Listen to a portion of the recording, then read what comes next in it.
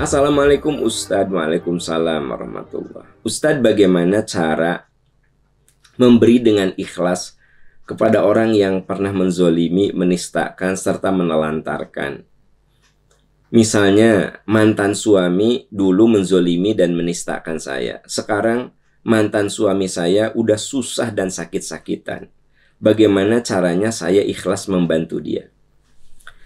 Kalau kita ingin membantu dengan ikhlas, ya kita jangan melihat masa lalunya.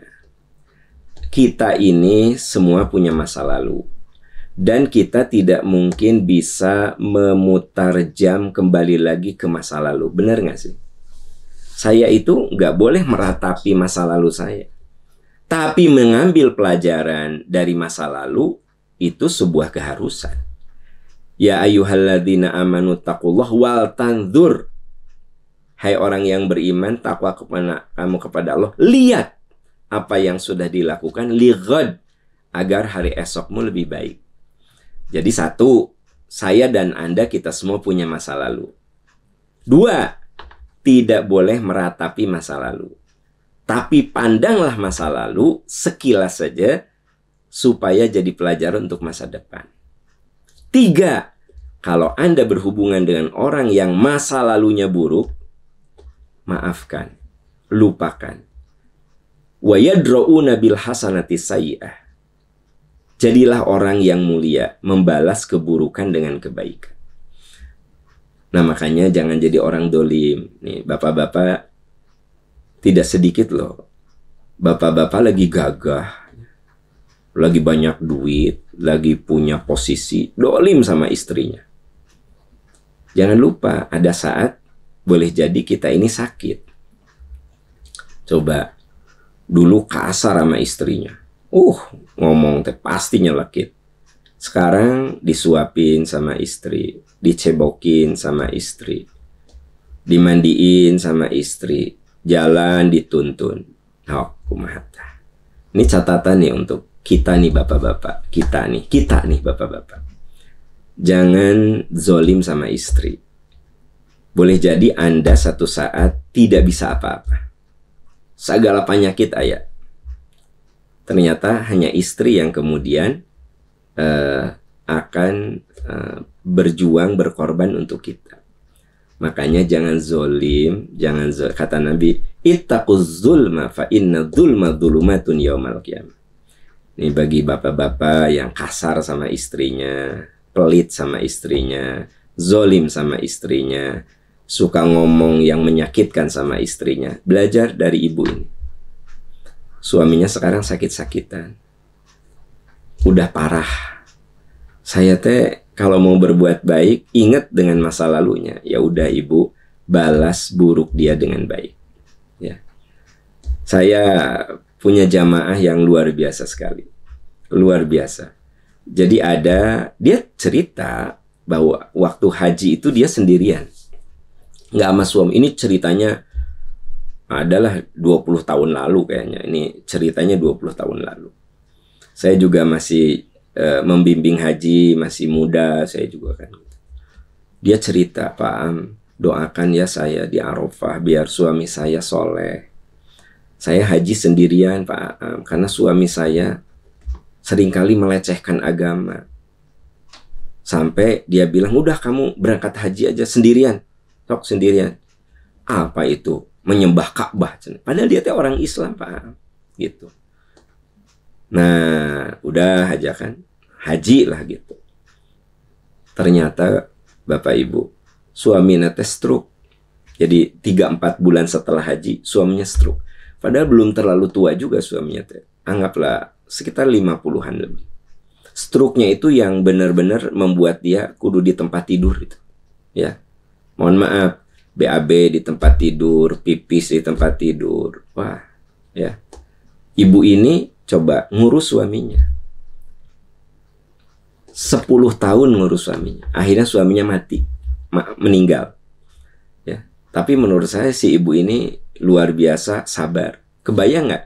Ketika suaminya gagah, ya, dia didolimi. Ketika suaminya udah sakit, dia yang ngurus. Kebayang tuh? Ya. Nah ini mata bapak-bapak kudu insaf seinsaf-insafnya gitu. Ini saya ngomong dari hati ke hati lah sebagai laki-laki. Kita tuh kudu baik sama istri kita. Jangan zolim. Karena kita nggak tahu masa lalu kita tuh kayak apa. Coba perhatikan. Tidak sedikit orang yang menjelang masa tuanya itu ngerepotin keluarga. Bapak-bapak yang segala didorong, kali itu didorong, disuapin. Ku istri nata. Nah, kalau si bapaknya waktu gagah itu soleh, baik sama istri, pasti istrinya melakukannya dengan penuh kasih sayang kan. Kebayang nggak? Kalau kayak si bapak yang saya tadi ceritakan. Si istrinya dalam rumah tangga dizolimi. Sampai haji juga sendirian. Terus sok ngahina. Pulang haji, qadarullah, si suaminya teh sakit. Dan 10 tahun ngurus suaminya yang sudah tidak bisa apa-apa lagi. Padahal suaminya relatif masih muda waktu kena stroke berat itu. Umur 50-an, tapi udah nggak bisa apa-apa. Mati sebelah. Gitu. Dan si ibu itu dengan sabar ngurus, nyuapin, ya. Udah gitu sering marah-marah, ya, nyuapin. Udah gitu kalau kan ngomongnya nggak jelas nih, ya. Ada keinginan, si istrinya kan nggak ngerti, lempar gelas kan gitu. 10 tahun. Ya. Dia bilang kalau saya mau tinggalin, saya bisa ninggalin gitu dalam keadaan begitu. Nah makanya ini teh kudu jadi pelajaran untuk kita-kita semua, ya gitu. Nah termasuk yang Anda tanyakan, ya sudah Bu, walaupun ibu sudah bercerai sama mantan, ya sama suami ibu, tapi sekarang mantan suami ibu tuh sakit-sakitan, sangsara, malarat. Alhamdulillah ibu ada rezeki, sok bantu karena walau bagaimanapun dia adalah bapaknya anak-anak. Jadi Anda lihat bukan sebagai mantan suami, tapi dia teh bapaknya anak-anak, bapaknya barudak. Kalau ibu bisa bantu saja. Jadi jangan ibu ibu terjebak ke masa lalu gitu ya. Dan banyak orang yang tidak berbuat baik itu karena terjebak di masa lalu. Aku tuh sakit loh, dia itu dulu teh begini. Ya, saya mengerti bahwa manusia itu tidak bisa melupakan. Tapi kita ini disuruh untuk memaafkan. Melupakan dan memaafkan itu dua hal yang berbeda. Kalau melupakan itu wilayah memori. Kalau memaafkan itu wilayah hati. Makanya di dalam Al-Quran kita bukan disuruh melupakan, tapi fa'fu anhum, maafkan.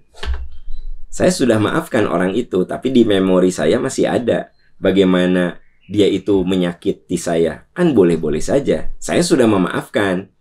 Nah, urusan yang ada di memori kan tidak bisa di-delete begitu saja. Dan semakin saya berusaha untuk mendeletnya, semakin kuat itu. Jadi teman-teman, kalau Anda pernah disakiti, semakin kuat Anda ingin mendelete, semakin menghunjam itu. Jadi biarkan saja, jangan berusaha untuk melupakannya. Begitu Anda berjuang untuk melupakannya, dia makin kuat. Itu memori kayak gitu. Tapi kalau udahlah dijalani aja, Anda nggak pernah nginget-nginget, Anda nggak berjuang juga untuk melupakan, malah itu akan rilis. Tapi kalau Anda berjuang melupakan, nah itu makan kokoh. Makanya Allah berfirman, fa'fu anhum, maafkan, bukan lupakan ya. Nah jadi ibu maafkan saja, gitu ya. Maafkan saja, berbuat baik saja. Ingat dia adalah bapaknya anak-anak gitu. Wallahu a'lam bishawab.